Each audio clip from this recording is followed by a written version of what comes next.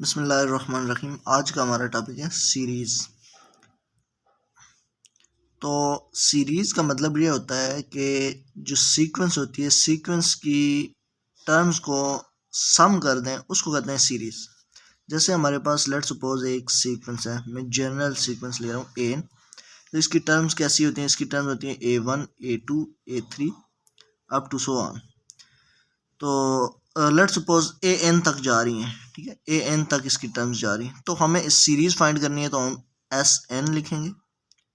S N का मतलब है एन टर्म्स का सम, एस का मतलब सम और एन टर्म्स का। तो ये एन टर्म्स हैं, तो इनको सम कर दें A1 A2 plus A3 plus up to so on plus AN। तो इस AN की एन टर्म्स थी, उनको हमने ऐड कर दिया है, तो इसको हम कहेंगे ये अब सीरीज़ बन गई, ठीक है, ये एक सीरीज़ बन गई है। तो एस एन का मतलब ये तो सम बता रहे, ये सीरीज़ है, इस सीरीज़ का सम जो होगा वो एस एन होगा, ठीक है। मतलब आपके पास कोई भी सीक्वेंस है, उसकी टर्म्स को आप सम कर दें, इसको फिलहाल छोड़ दें। आप यूँ देखें कि ये सीक्वेंस की टर्म्स हैं, इनको सम कर दिया तो ये सीरीज़ बन गई। मेरे पास एक सीक्वेंस है, मैं एक एग्जांपल लेता हूँ, 2 5 11 अप टू सो ऑन, इस तरह की सीक्वेंस है। एक सीक्वेंस, ये अरिथमेटिक सीक्वेंस, आप इसको देखें तो इनके दरमियान 3 का डिफरेंस है, कॉमन डिफरेंस इसका 3 का है। तो ये एक सीक्वेंस है। अब हमने लेट सपोज इसकी 20 टर्म्स का हमें सम चाहिए, 20 टर्म्स की सीरीज चाहिए, ठीक है। तो 20 टर्म्स ये होगी 22 plus 5 plus 8 plus 11 plus 14 plus up to so on. तो ये इसकी आ गई 5 टर्म्स। इसके बाद यूँ प्लस करते जाएंगे करते जाएंगे करते जाएंगे, जब यहाँ पे 20 टर्म्स आ जाएंगी तो हम वहाँ पे एंड कर देंगे, क्योंकि हमें इसकी 20 टर्म्स का 20 टर्म की सीरीज़ चाहिए। तो ये इसको हम सम कर देंगे।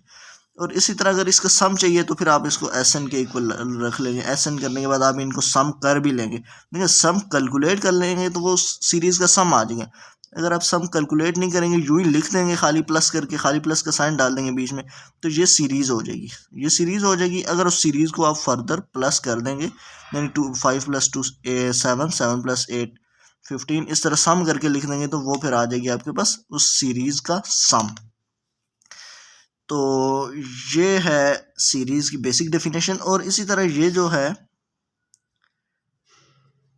ये आप जब सीरीज सीक्वेंस की टर्म को सम करते हैं, इसको nth पार्शियल सम भी कहते हैं, nth पार्शियल सम, इसको nth पार्शियल सम भी कहते हैं। और इसी तरह यहाँ पे इसकी 20 टर्म्स को अगर आप सम कर रहे हैं, तो इसको आप कहते हैं 20th पार्शियल सम, 20th पार्शियल सम, ठीक है। जितनी टर्म्स को आप सम करेंगे उतना पार्शियल सम होगा। ये एन टर्म्स को सम कर रहे हैं तो nth पार्शियल सम, 20 टर्म्स को सम कर रहे हैं तो 20th पार्शियल सम।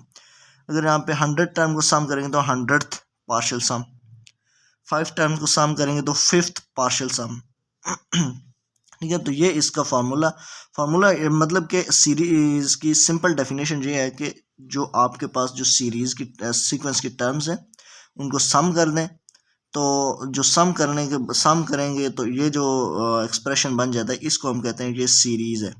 और ये कितने टर्म की सीरीज़ है? यहाँ पे हम एन एलिमेंट्स लिखे हो तो ये एन टर्म की सीरीज़ है।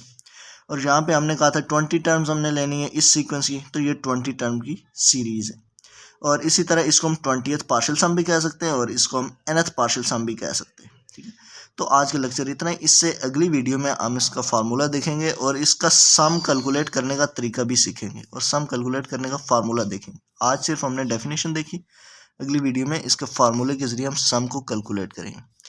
तो आज का लेक्चर इतना ही है। अगर आपको समझ आई है तो आप वीडियो को लाइक कर दें और चैनल को सब्सक्राइब भी कर सकते हैं। और कोई चीज़ समझ नहीं आई तो वो भी आप कमेंट में पूछ सकते हैं।